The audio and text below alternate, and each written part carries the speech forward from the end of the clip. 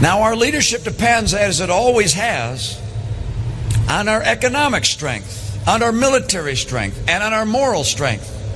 If any one of those falter, no skill of diplomacy or presidential oratory can compensate. And today, as you know, the strength of our economy is in jeopardy. A healthy American economy is what underwrites American power. When growth is missing, government revenues fall, social spending rises, and many in Washington look to cut defense spending as the easy way out. That includes our current president. Today, we're just months away from an arbitrary, across-the-board budget reduction that would saddle the military with $1 trillion in cuts, severely shrink our force structure, and impair our ability to meet and deter threats. Don't bother, by the way, trying to find a serious military rationale behind any of that, unless that rationale is wishful thinking. Strategy is not driving the president's massive defense cuts. In fact, his own Secretary of Defense warned that these reductions would be devastating. And he's right. And that devastation would start here at home.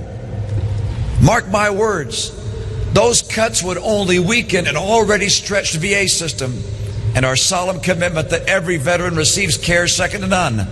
If I am President of the United States, I will not let that happen.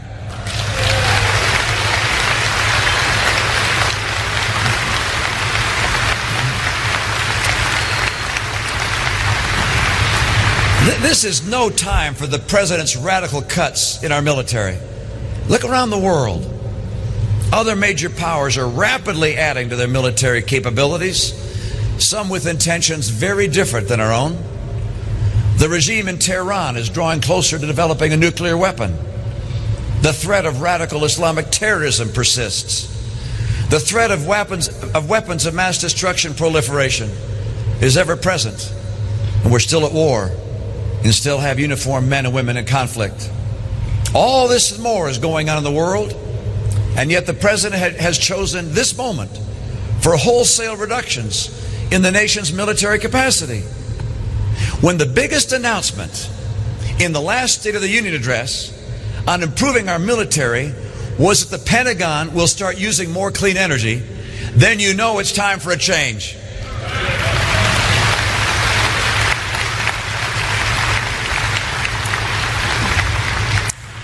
Now, we're not the first people to observe this. It's reported that Bob Gates, the president's first Secretary of Defense, bluntly addressed another security problem within this administration. After secret operational details of the bin Laden raid were given to reporters, Secretary Gates walked into the West Wing and told the Obama team to shut up. And he added a colorful word for emphasis. Lives of American servicemen and women are at stake. But astonishingly, the administration failed to change its ways. More top secret operations were leaked, even some involving covert action going on in Iran. This isn't a partisan issue. It's a national security crisis. Just yesterday, Democrat Senator Dianne Feinstein, who's chairman of the Senate Intelligence Committee, said, and I quote, "I think the White House has to understand that some of this is coming from their ranks." End of quote. This conduct is contemptible. It betrays our national interest. It compromises our men and women in the field. And it demands a full and prompt investigation by a special counsel with explanation and consequence. Obama appointees who are accountable to President Obama's Attorney General should not be responsible for investigating the leaks coming from the Obama White House. Whoever provided classified information to the media seeking political advantage for the administration must be exposed, dismissed, and punished. The time for stonewalling is over.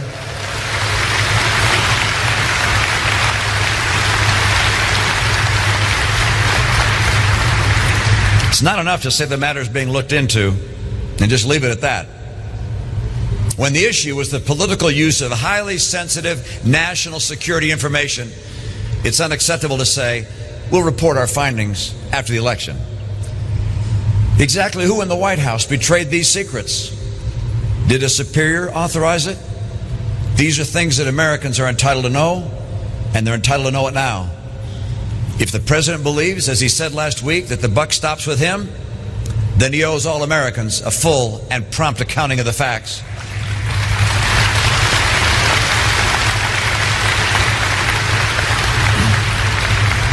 And let me be very clear.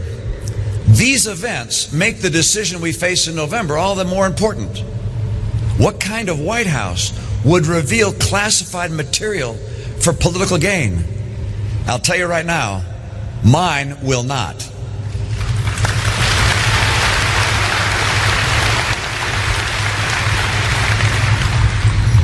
As you know, the harm that's done when national security secrets are betrayed extends to the trust that allies place in the United States. The operating principle of American foreign policy has been to work with our allies so that we can deter aggression before it breaks out into conflict. That policy depends on nurturing our alliances and standing up for our values. Yet the president's moved in the opposite direction. It began with the sudden abandonment of our friends in Poland and the Czech Republic. They'd courageously agreed to provide sites for our anti-missile defense systems, only to be told at the last hour that the agreement was off. As part of the so-called reset in policy, missile defenses were sacrificed as a unilateral concession to the Russian government. And if that gesture was designed to inspire goodwill from Russia, it clearly missed the mark. The Russian government defended the dictator in Damascus, aiming him as he slaughtered the Syrian people. We can only guess what Vladimir Putin makes of the Obama administration. He regained the Russian presidency in a corrupt election, and for that he got a congratulatory call from the Oval Office. Then there was that exchange picked up by a microphone that President Obama didn't know was on. We heard him asking Dmitry Medvedev to tell Mr. Putin to give him space. This is my last election, he said. After my election, I'll have more flexibility. Why is it that flexibility with Russian leaders is more important to him than transparency for the American people?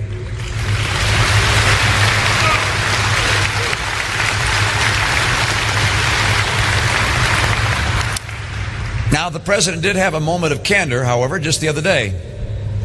He said that the actions of Venezuelan dictator Hugo Chavez have not had a serious national security impact on us. In my view, inviting Hezbollah into our hemisphere is severe, it's serious, and it's a threat. And I'll recognize it as such.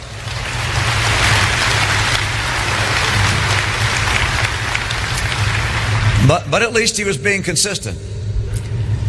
After all, this is the president who faltered when the Iranian people were looking for support in their struggle against the Ayatollahs. That public uprising was treated as an inconvenient problem for the president's policy of engagement instead of a moral and strategic opportunity. That terrible misjudgment should never be repeated.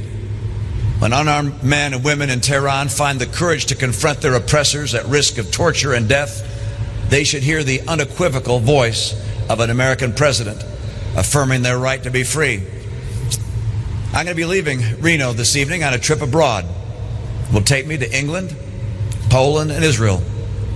And since I wouldn't venture into another country to question American foreign policy, I'll tell you right here before I leave what I think of this administration's shabby treatment of one of our finest friends.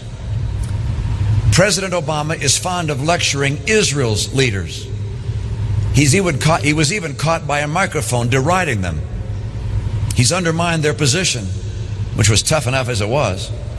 And even at the United Nations, to the enthusiastic applause of Israel's enemies, he spoke as if our closest ally in the Middle East was the problem. The people of Israel deserve better than what they've received from the leader of the free world. And the chorus of accusations and threats and insults at the United Nations should never again include the voice of the President of the United States.